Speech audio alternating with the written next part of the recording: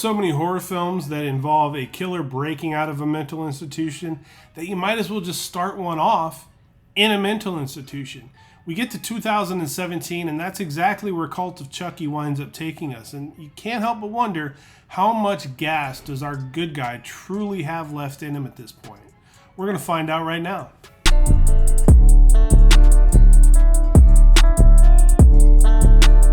It is date night, baby, and we roll into this movie with a fetching young woman sitting in a restaurant at a table. And is that who I think it is sitting across from this beauty? You can kind of see some similarities, and to be fair, if we're being honest with one another, had I not known that Alex Vincent was going to be reprising his role as Andy Barclay in this movie, I don't know that I would have pieced it together. But sure enough, he's sitting there and he's having a discussion/argument with his date about the advantages of gun ownership. And Andy explains to her he does own a couple. I wonder why. Whereas his date just doesn't believe in them whatsoever. She admits to having Googled him just before walking out on their date. I guess it's a little hard when you're Andy Barclay to find a suitable suitor after all the shit that you've been through in your life. You gotta feel for this guy, because even all these years later, Chucky's still cockblocking this kid. Dejected and alone, our hero returns home to a wall of guns that would bring forth Rambo's vinegar strokes. He lives out in a log cabin in the middle of absolutely nowhere, and there are animal heads mounted all over this place, so you just know he's been out there practicing with these firearms. Then we see a safe that's tucked away behind a framed Kent Military Academy sweatshirt, which I thought was a great touch, by the way. And in that safe is the tortured, severed head of Chucky, still alive, and apparently something Andy plays with when he's had a shitty day. Little sadistic, but I sort of get it at this point. Thought that was a stellar cold open that ends with a little blowtorch therapy to the mangled good guy noggin that Andy's got on a spike. I dug the whole thing, but I really wanted to get to, from the get-go, I wanted to know what happened with Nika at this point. Now, luckily, we see her after the opening credits. Unfortunately for her, though, she's undergoing a little bit of electroshock therapy in the hospital she's been essentially sentenced to. So the assumption is still that Nika is responsible for all the murders in that house from the film before, and when she tries to explain that it was Chucky that did all the killing, winds up getting her locked up in a maximum security hospital where she's been for the last 4 years. Now the rub when we dial into this movie is that Dr. Foley wants to get Nika to a more medium security building, but it seems to me, at least the feeling I got, was her preference is staying put in maximum security because of the safety that maximum security provides. She gets transferred anyways, though, and ends up in a spot that looks a lot like where they held Hopper in season 4 of Stranger Things. There's snow everywhere, and there's nothing anywhere near it for miles.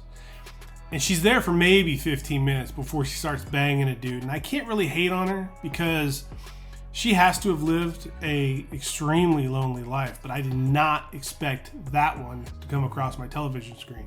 The fun of this movie, at least at the onset, is that the people all around Nika are insane. So no matter what they say, nobody's going to believe it. They're just going to think that they're crazy. And in group, there's some smarmy chick that sits up and insists that Chucky called her on the phone the night before and said that Chucky is coming for Nika.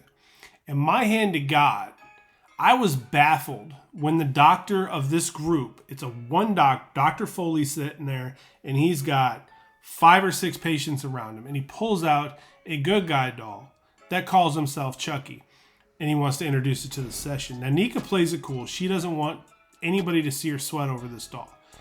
Another woman, though, insists that this doll is her deceased dead baby, and Dr. Foley gives her this thing. This clearly unstable woman who is locked up because she killed her child, Dr. Foley is placating her by handing her this good guy doll named Chucky, who was synonymous with murder and stabby stuff. Clearly, this doctor's just looking to elicit a reaction that Nika doesn't give him. But she's sitting there at the lunchroom table with the guy that she just banged, named Michael, and he's explaining he has split personality disorder, which is a fun conversation for them to be having at that point in time. And they're sitting there watching Madeline pretending to feed this good guy doll food. But it just gets weirder from there, because Dr. Foley, prick that he is, wheels Nika in to visit with none other than Tiffany Valentine, Charles Lee Ray's better half, played by the amazing Jennifer Tilly. She can pop up in any movie, anytime. I'm good with it. And she fits this franchise like a glove. Now, she informs Nika that she's been named Alice, who was Nika's niece from the prior film. She's been named Alice's legal guardian, which is a real head scratcher. Not only that, though, she's there with bad news because Alice apparently has died. And this destroys Nika, which I'm sure was the goal for Tiffany at this point in the film. But what I'm confused by is how Chucky, or at least part of him, is locked up in a safe in Andy's cabin, but he's also at this hospital. Maybe Andy's crazy and it's all in his mind, but so far, this one's a pretty good head scratcher. For a minute, Michael is helping Nika figure things out because another good guy gets sent to Dr. Foley, and there are strong indications that somehow both of them are Chucky. And the weird just gets weirder. Then Madeline drops Chucky into a fresh grave outside on the property, boots Michael into it once she convinces him to help her, and then when he pops out smiling at Nika, we get the vibe that now Michael is Chucky too? It's very uncomfortable when we find out Dr. Foley is basically molesting Nika when she's under hypnosis in his office, and he's trying to plant these ideas that the people that have been getting hurt, because there is a body count up until this point, but he's trying to convince Nika under hypnosis that she's responsible or she knows of what happened to these people that are getting killed. And I knew this guy was a real POS. I mean, you just got that vibe from him as soon as he came on your screen. And then he has a close run-in with Chucky, but somehow he survives anyways. There's craziness abound at this point. We get a cool visual of a death when Claire's strapped to a gurney and Chucky breaks the skylight above her with an oxygen tank. Very similar to the honeymoon suite kill when Tiffany throws the champagne bottle into the mirror, shards of glass falling down onto the couple. This time, though, after the glass decapitates this poor girl, there's a lot of snow coming down. So the whole thing was shot real well. But then we get to Madeline breastfeeding Chucky. I'm sure he just dug the hell out of that. Andy, though, he's still a central figure in this movie, and he heads off to the hospital because he does have history with Dr. Foley. I don't know that they ever tie that up well. I know Dr. Foley is in the Chucky TV series, so maybe I'll have to check that out. But Andy heads that way, looking to end this Chucky problem for good.